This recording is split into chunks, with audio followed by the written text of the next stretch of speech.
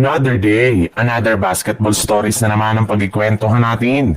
At ngayon nga ay ang naging kaguluhan sa pagitan ng Los Angeles Lakers at Los Angeles Clippers. At ang balitang pagbalik ni Klay Thompson sa Golden State Warriors.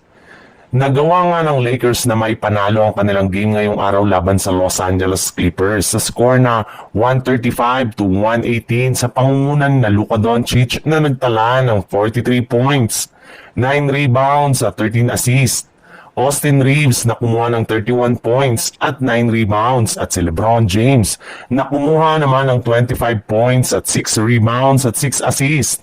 Pero bago pa man nga makuha ng Lakers ang panalo ay nagkaroon muna nga dito ng altercation ang mga players ng Lakers at ng Clippers. Especially sa pagitan ni Luka Doncic, Jackson Hayes at Chris Dunn.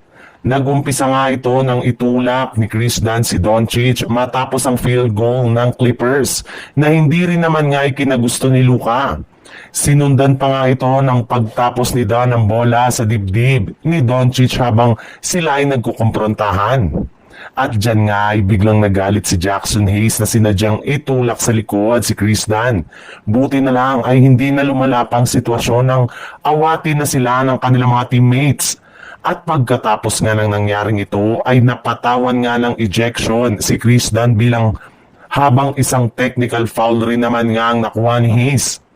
Pero ayon rin naman nga sa naging pahayag ni Luka, malaki nga daw ang pasasalamat niya sa kanyang teammate at pinangako nga nito na siyang magbabayad sa kahit anumang fine na makukuha ng kanilang big man.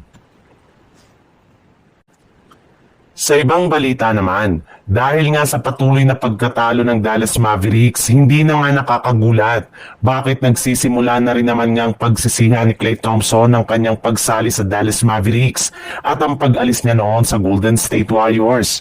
Kung inyo ang matatandaan, mas pinili nga ni Klay Thompson na sumali sa Dallas Mavericks at kumuha dito ng mas mababang kontrata para lamang makasama si Luka Doncic sa isang team.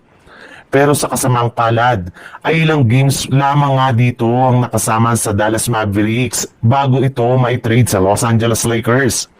Kaya ngayon nga na bagsak na sa standing ang Mavericks, ay napakalit na rin naman nga ng tsansa ni Klay Thompson na makakuha muli ng kanyang kampyonato. Binabalakan na rin naman nga siyang i-trade ng Dallas Mavericks bago ang trade deadline. Sa madaling salita, questionable na nga kung ano ang mangyayari ngayon sa future ni Klay Thompson. Hindi pa nga malabo na ma-waive ang kanyang kontrata sa mga susunod na buwan. At kung sakali man nga na mangyari ito ay suggest nga ng ilang mga analyst na bumalik na lamang ito sa Golden State Warriors at kumuha dito ng veteran minimum contract. Sa ganitong paraan ay maaari nga niyang tapusin ang kanyang karir sa NBA.